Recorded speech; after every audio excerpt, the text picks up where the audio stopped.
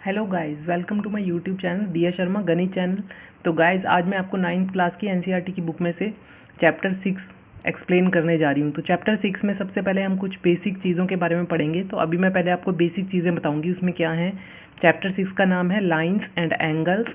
तो लाइन्स और एंगल्स में जो बेसिक पॉइंट्स होते हैं, इसकी बेसिक चीज़ें आपको चैप्टर करने से पहले पता होनी चाहिए। पहले मैं वो एक्सप्लेन कर देती हूँ, उसके बाद हम चैप्टर स्टार्ट करेंगे। तो सबसे पहले मैं आपको कुछ बेसिक चीज़ों के बारे में बता रही हूँ। जैसे सबसे पहले है कोलिनियर पॉइंट्स। एक होता है कोलिनियर पॉइंट्स, एक होता है नॉन कोलिनियर पॉइंट। जैसे ये कुछ पॉइंट्स हैं, तो ये जो पॉइंट्स सारे पॉइंट्स मिलके एक लाइन बना सकते हैं उसको बोलते हैं कोलिनियर पॉइंट्स, और जो सारे पॉइंट्स मिलके एक लाइन नहीं बना सकते हैं उसको बोलते हैं नॉन कोलिनियर पॉइंट्स। तो ये जैसे पॉइंट्स हैं, तो ये तीनों पॉइंट्स मिलके एक लाइन नहीं बना सकते हैं, तो इन तीनों पॉइंट्स को बोलेंगे हम नॉन कोलिनियर पॉइंट्स। तो ये हो गए नॉन कोलिनियर पॉइंट्स, क्योंकि ये सारे मिलके एक लाइन नहीं बना सकते। ऐसे ही अगर ये पॉइंट्स ऐसे होते तो ये तीनों पॉइंट्स में से एक लाइन ड्रॉ हम कर सकते हैं, तो इसको बोलेंगे हम collinear points.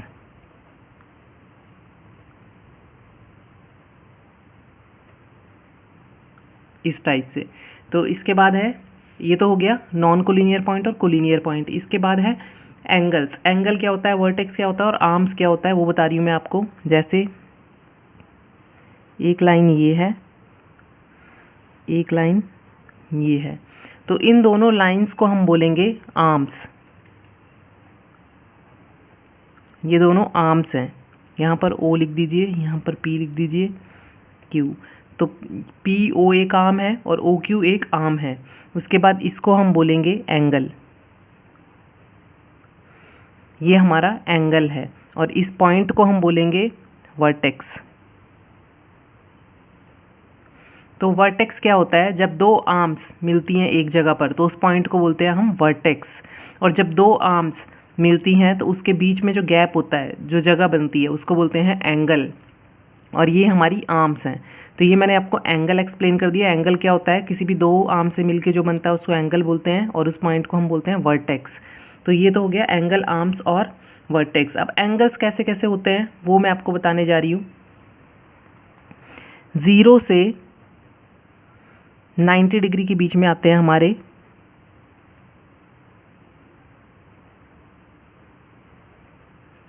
Acute angles. Means 0 से बड़े होते हैं, 90 डिग्री से छोटे होते हैं, उनको बोलते हैं एक्यूट एंगल्स। अब 90 डिग्री से बड़े जो होते हैं उनको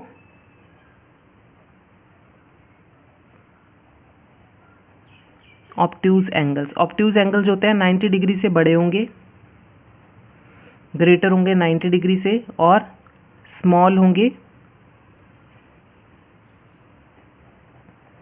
180 डिग्री से। तो एक्यूट एंगल 0 से 90 के बीच में आएंगे, और ऑब्ट्यूज एंगल 90 से 180 के बीच में आएंगे। उसके बाद सप्लीमेंट्री एंगल्स होते हैं, वो आएंगे 180 डिग्री से ग्रेटर होंगे,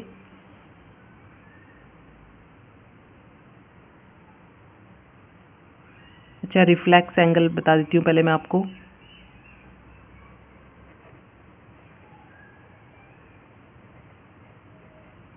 रिफ्लेक्स एंगल 180 से होंगे ग्रेटर, और स्मॉलर होंगे 360 से। तो 180 और 360 के बीच में जो आ रहे हैं वो हो गए रिफ्लेक्स एंगल। तो ये तो मैंने आपको 3 एंगल बता दिए, एक्यूट एंगल, ऑब्ट्यूज एंगल और रिफ्लेक्स एंगल। उसके बाद राइट एंगल। राइट एंगल होता है 90 डिग्री के इक्वल। स्ट्रेट एंगल,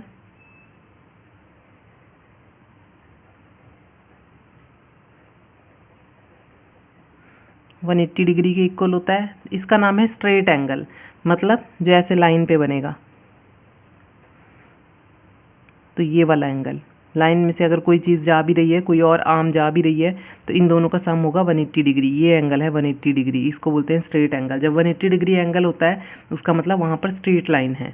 और 90 डिग्री इस टाइप से बनता है, यहाँ पर बन रहा है 90 डिग्री, ये दो आर्म्स हैं, तो ये वाला एंगल जो है वो 90 डिग्री है। 90 डिग्री इस टाइप से।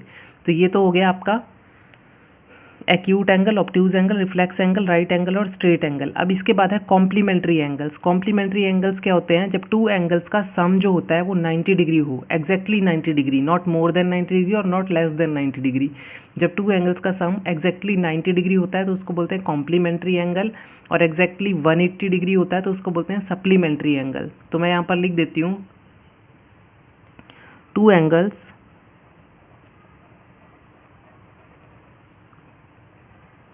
whose sum is 90 degree are called complementary angles।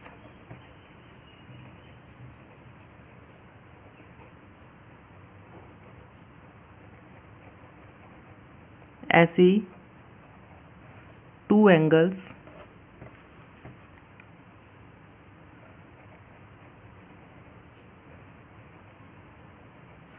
whose sum is 180 degree are called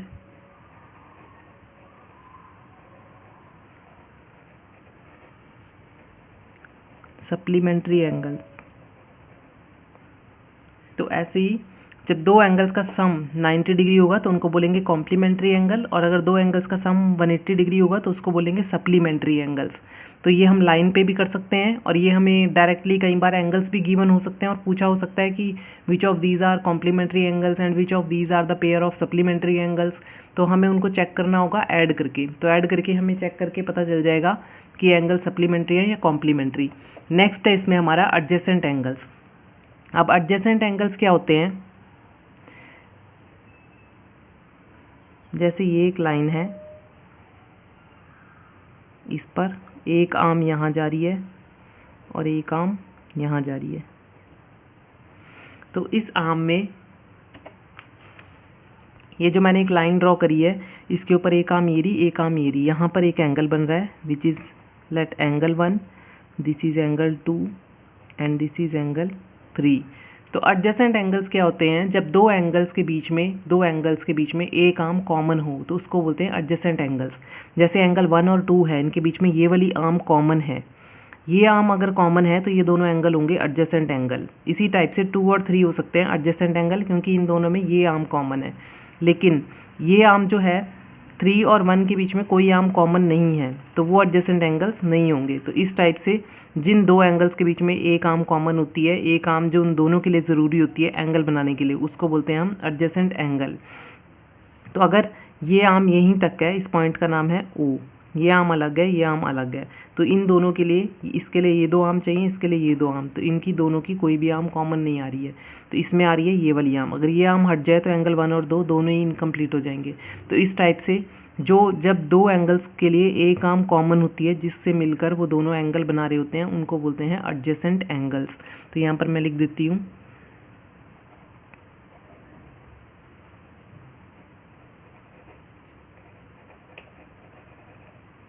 तो एडजेसेंट एंगल्स कौन कौन से हो जाएंगे? फर्स्ट पेयर होगा angle 1 and angle 2, second pair होगा एंगल 2 एंड एंगल 3। तो ये हो गए दोनों एडजेसेंट एंगल्स। इसके बाद है आपका linear pair angle. Linear pair angle जैसे कि मैं बता चुकी हूँ आपको,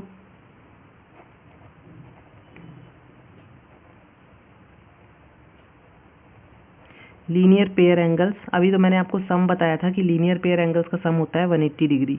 तो इस टाइप से है कोई लाइन, उसके ऊपर यहाँ पर एक और लाइन है, एक एंगल इधर बन रहा है, एक एंगल इधर बन रहा है। अब ये जो स्ट्रेट लाइन है इसका तो ऑब्वियसली 180 डिग्री ही एंगल है। इस एंगल और इस एंगल को अगर हम प्लस कर दें, अगर इस एंगल का नाम एंगल 1 है और इसका नाम एंगल 2 है,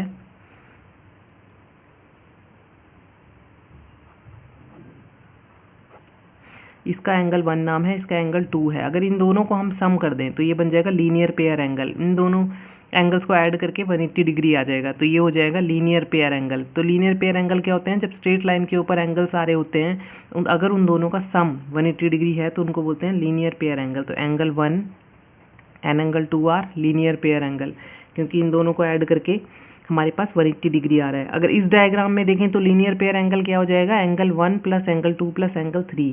तो हम बोल सकते हैं angle 1 angle 2 and angle 3 are linear pair angle. ये तीनों मिल के लीनियर पेयर हैं क्योंकि इन तीनों को मिल के 180 डिग्री बना रहे हैं। तो इस टाइप से होता है हमारे पास लीनियर पेयर एंगल। अब उसके बाद नेक्स्ट है, तो नेक्स्ट इसमें मैं बता रही हूँ आपको, थर्ड है हमारे पास वर्टिकल अपोजिट एंगल। तो वर्टिकल अपोजिट एंगल भी आपने थोड़ा बहुत पहले हो सकता है पढ़ा भी हो 8th क्लास में। वर्टिकली अपोजिट एंगल क्या होता है, पहले मैं इसमें आपको ड्रॉ करके बता देती हूँ एक डायग्राम। तो जैसे ये दो लाइंस हैं इस टाइप से,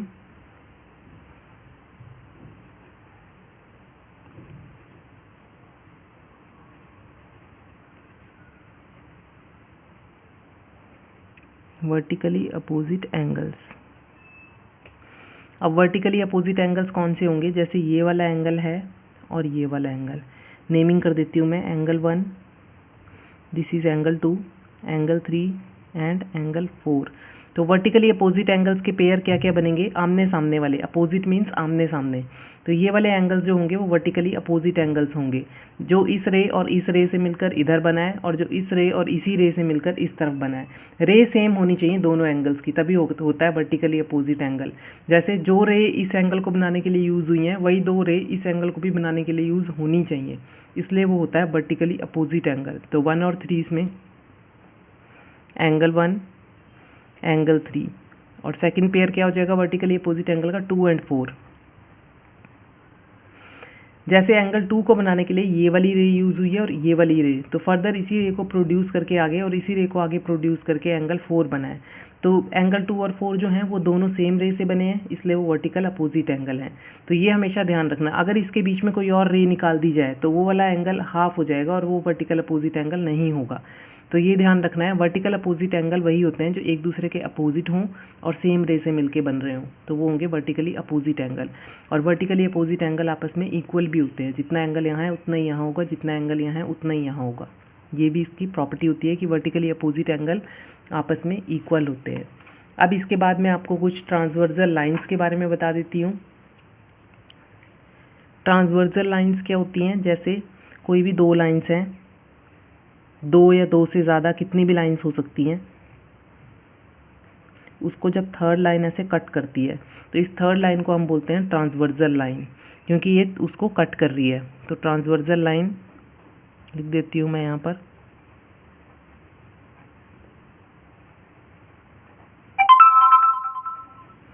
तो यहाँ पर ट्रांसवर्सल लाइन ये वाली है, ये जो है ये इन दो लाइंस को तीसरी लाइन कट कर रही है। तो जब भी दो लाइंस को तीसरी लाइन कट कर रही होती है तो उसको बोलते हैं हम ट्रांसवर्सल लाइन। तो ये वाली ट्रांसवर्सल लाइन है। इसके बेस पे जो एंगल्स हैं जो आपको पता होने चाहिए वो मैं बता देती हूँ। इसमें होते हैं कुछ एक्सटीरियर एंगल्स और कुछ इंटीरियर एंगल्स। तो जैसे ये बाहर की तरफ बन रहे हैं ये है एक्सटीरियर एंगल, और ये जो अंदर की तरफ बन रहे हैं इनको बोलेंगे इंटीरियर एंगल्स, ऐसे। तो ये है angle 1, angle 2, angle 3, angle 4, angle 5, angle 6, angle 7 and angle 8। ये एंगल का साइन होता है, ये जो मैं हर बार बना रही हूँ इसका मतलब होता है एंगल। पूरा हमें ANGLE लिखने की ज़रूरत नहीं होती, हम डायरेक्ट यहाँ एंगल का साइन लगा सकते हैं ऐसे। तो ये एंगल 1 हो गया, तो इस टाइप से है।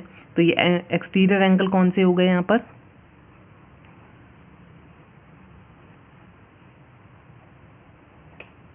एक्सटीरियर एंगल्स हो गए एंगल 1, एंगल 2 और यहाँ पर 7 एंड 8। और इंटीरियर एंगल्स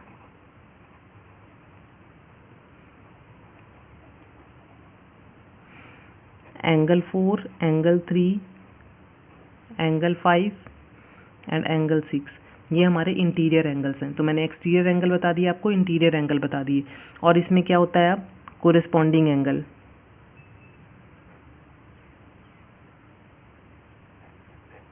तो ये मैं बता रही हूँ आपको इसी में ही।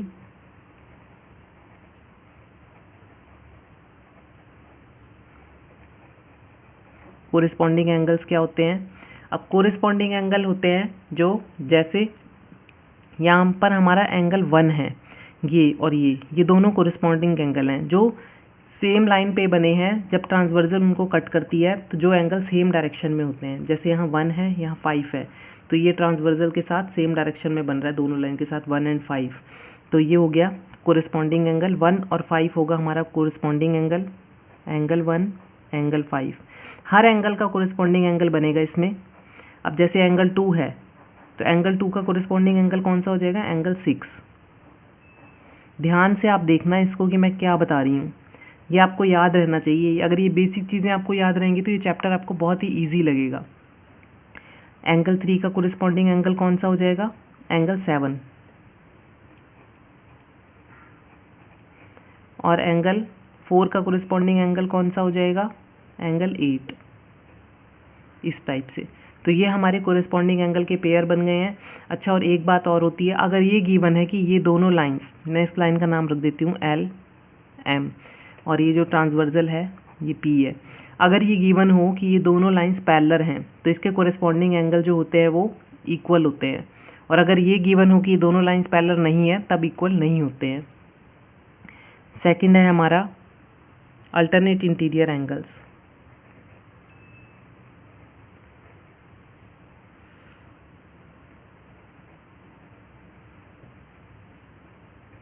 अब अल्टरनेट इंटीरियर एंगल्स कौन से होते हैं, इंटीरियर एंगल्स तो आपको पता ही है कौन से हैं, 3, 4, 5, 6। अल्टरनेट का मतलब आमने सामने वाले, इस टाइप से। तो एंगल 4 का अल्टरनेट इंटीरियर हो गया एंगल 6, एंगल 3 का अल्टरनेट इंटीरियर हो गया एंगल 5, इस टाइप से। थर्ड है अल्टरनेट इंटीरियर, हमने पढ़ लिए। ऐसे ही अल्टरनेट एक्सटीरियर होता है।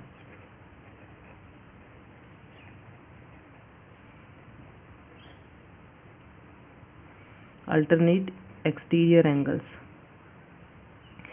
तो ऐसे ही अल्टरनेट एक्सटीरियर होंगे। 1 का अल्टरनेट हो जाएगा 7, दोनों एक्सटीरियर एंगल हैं, एंगल 1 एंड एंगल 7। और सेकंड पेयर बन जाएगा एंगल 2 एंड एंगल 8, ये अल्टरनेट एक्सटीरियर एंगल हैं, इस टाइप से।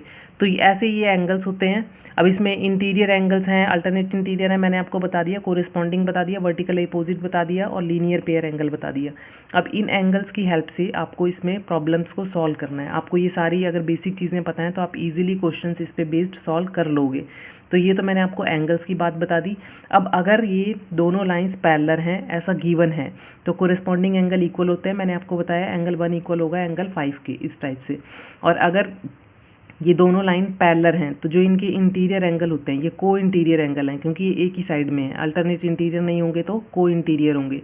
तो ये जैसे को इंटीरियर है, इन दोनों का सम जो होगा वो 180 डिग्री होगा, क्योंकि ये दोनों सेम साइड में हैं तो इन दोनों का सम 180 होगा। ऐसा तब होगा जब ये दोनों लाइंस पैरेलल हैं। तो ये सारी प्रॉपर्टीज़ हम यूज़ करेंगे सॉल्व करते टाइम, और वो कंडीशंस पे डिपेंड करेगा गिवन क्या है, उसके अकॉर्डिंग सॉल्व करेंगे। तो आज के लिए इतना काफ़ी है, क्योंकि मैंने बेसिक चीज़ें बता दी। अब नेक्स्ट वीडियो में मैं आपको एक्सरसाइज 6.1 बताऊँगी। तो चलिए friend, okay, bye bye, take care and have a nice day.